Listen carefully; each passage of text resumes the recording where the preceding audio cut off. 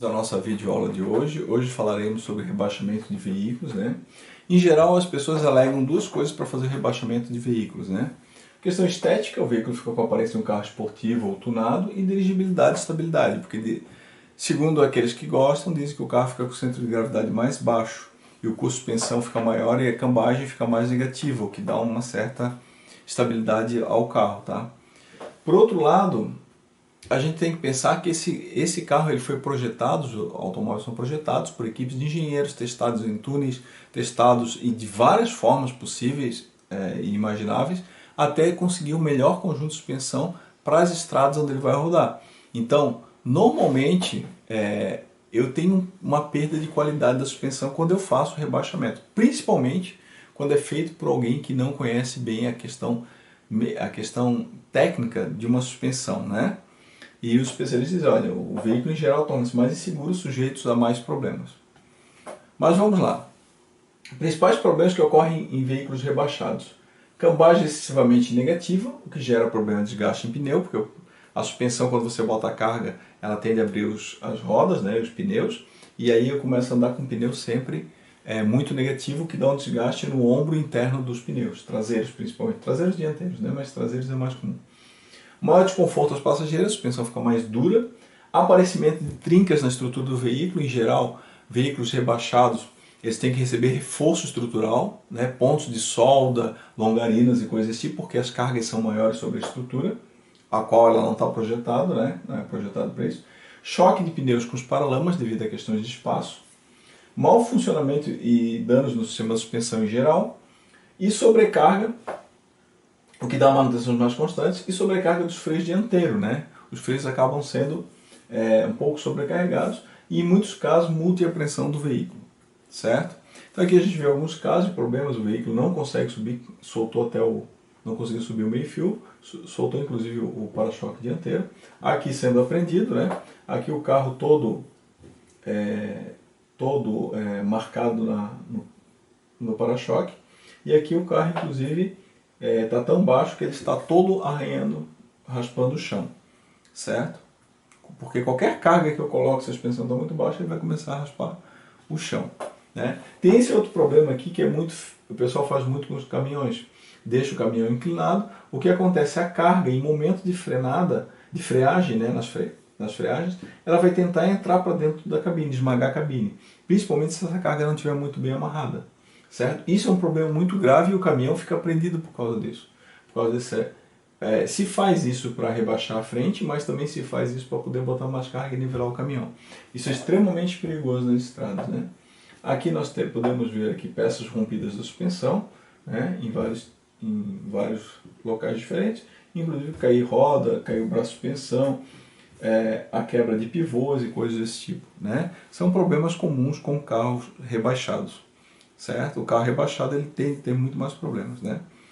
Normalmente, se eu vou mexer em alguma coisa no carro, tem uma situação melhor. Primeiro, pegar alguém para fazer essa modificação, alguém que saiba fazer, um técnico ou um engenheiro, certo? Ou um preparador de automóveis, né, já credenciado, ou mesmo, e depois passar esse veículo, legalizar esse veículo.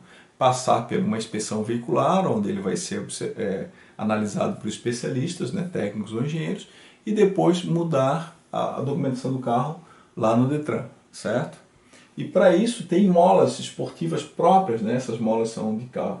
É uma fábrica alemã que ela fabrica molas especiais para rebaixamento, para diminuir a altura do veículo, certo? Então, quais são os principais métodos de rebaixamento? Cortar elos, né? Então é o mais comum e mais barato, o pessoal pega a mola, corta um pedaço da mola fora e bota uma mangueira para evitar ruídos, né? Esse método ele não é um método bom. A maioria deles aqui não. Por exemplo, tem suspensões de carro, principalmente traseiras, que se você diminui o tamanho da mola, né, muito comum isso em carros nacionais, ela acaba caindo, porque ela precisa estar sob pressão. Quando ela passa num solavanco que a suspensão abre, a tendência dela é cair, certo? Esquentar elos, né? A mola é aquecida, os elos são comprimidos e soldados, certo? Isso, em geral, altera o coeficiente de elasticidade. Então, o carro começa a oscilar diferente, o que gera uma instabilidade no veículo quando passa em solavancos e coisas desse tipo. Comprimir as molas. As molas são retiradas, comprimidas enquanto são aquecidas num forno. elas são retemperadas e depois o problema delas é que tem um risco de quebrar, além do que tem o problema de oscilar diferente, certo? Outro método de rebaixamento, trabalhar o telescópio. Reduzir, por exemplo, na suspensão dianteira, reduzir o comprimento da mola alterando o telescópio que ela está inserida. Então tem a torre do amortecedor, o pessoal às vezes altera a altura, tira aquela bandejinha, bota para cima, a bandeja inferior da mola, ou superior, normalmente é inferior, eles jogam para cima para diminuir o telescópio, deixar o carro rebaixado, né? Outra coisa, jogam para baixo para rebaixar o carro. Alterar a haste do amortecedor. Neste caso, encurta-se e faz uma rosca na bandeja ali, isso também é bastante comum, certo? Eu tenho que tomar o cuidado de ter as duas sempre na mesma posição. Alterar toda a suspensão, que é a decisão mais cara, mas nesse caso eu vou utilizar molas e amortecedores especiais e menores para esse fim. Essa é a melhor solução. Essa é a melhor solução, que normalmente os preparadores usam. Eles compram um conjunto de suspensão para aquele veículo, para aquela aplicação, próprio para rebaixamento. Esse carro normalmente ele consegue ser, inclusive, ser passado por vistoria para depois ser legalizado. A alteração do feixe de molas, né, através de têmpera, instalação de kit, né. Aqui carros que tem feixe de mola, eu às vezes boto um kit, como acontece no caminhão, né, ou instalação do ponto de fixação das molas para ter um rebaixamento, certo?